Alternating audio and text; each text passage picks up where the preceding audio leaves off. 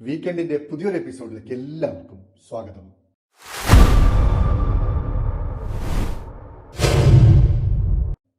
അങ്ങനെ കേരളത്തിലുടനീളം തിരഞ്ഞെടുപ്പും കഴിഞ്ഞു, ഫലപ്രഖ്യാപനവും വന്നു. കേരളത്തിലുടനീളം UDF-ന് അവർ കണക്ക് കൂട്ടിയതിനേക്കാളും മേലെ വിജയം കൈവരിക്കാൻ സാധിച്ചു എന്ന കാര്യത്തിൽ യാതൊരു സംശയവുമില്ല. ചരിത്രപരമായ മുന്നേറ്റമാണ് ഈ തിരഞ്ഞെടുപ്പിൽ UDF-ന് നേടാൻ സാധിച്ചിട്ടുള്ളത്.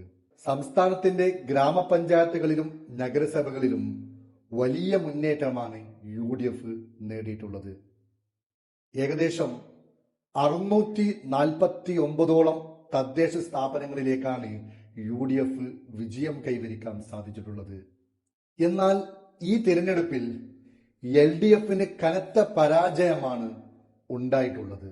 ഭരണകക്ഷിയായ LDF-ന് കേവലം 439 തദ്ദേശ സ്ഥാപനങ്ങളിലേക്ക് ഒതുങ്ങുകയാണ് ഉണ്ടായത്. ഇത് 2026 നിയമസഭാ തിരഞ്ഞെടുപ്പിന് മുന്നോടിയായുള്ള ഭരണമുന്നണിക്ക് കനത്ത വെല്ലുവിളിയാകും എന്ന് തന്നെയാണ് വിലയിരുത്തപ്പെടുന്നത്.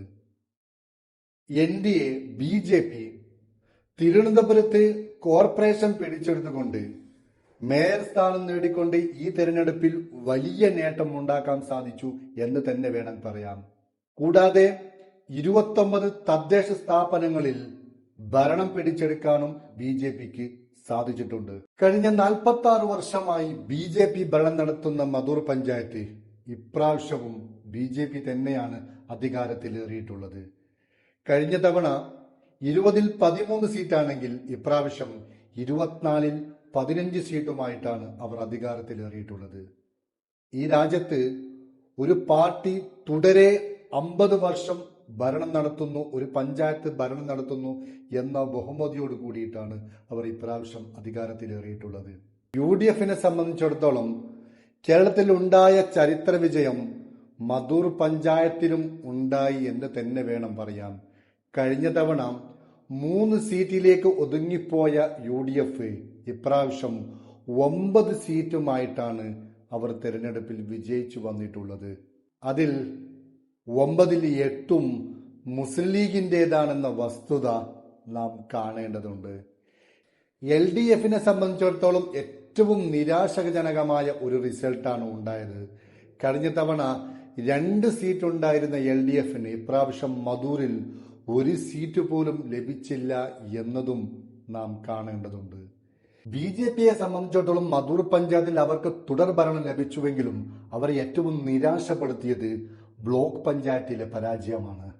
മധൂർ പഞ്ചായത്തിൽ 4 ബ്ലോക്ക് പഞ്ചായത്ത് സീറ്റുകളാണ് ഉണ്ടായിരുന്നത്. അതിൽ 4-ൽ 3 UDF പിടിച്ചെടുക്കുകയുണ്ടായി. അതിൽ BJP ഏറ്റവും നിരാശപ്പെടുത്തിയത് RD നഗർ ബ്ലോക്ക് സീറ്റാണ്. RD Nagar block panchayat seat അവരുടെ ഉള്ളങ്കയിൽ അമർന്ന സീറ്റായിരുന്നു. അതാണ് UDF പിടിച്ചെടുത്തത്. ഈ തിരഞ്ഞെടുപ്പിൽ ഉടനീളം മധൂർ പഞ്ചായത്തിന്റെ ഏകദേശം എല്ലാ വാർഡുകളിലേക്കും വീക്കെൻഡിന് ചെന്നെത്താൻ സാധിച്ചിട്ടുണ്ട്. അങ്ങനെ വിലയിരുത്തുമ്പോൾ UDF ഒന്നും കൂടി മനസ്സ് വെച്ചിരുന്നെങ്കിൽ ഇപ്രാവശ്യം മധൂർ പഞ്ചായത്തിന്റെ ഭരണം അവരുടെ കൈകളിൽ ഭദ്രമാകുമായിരുന്നു എന്ന വിലയിരുത്തലുമുണ്ട്.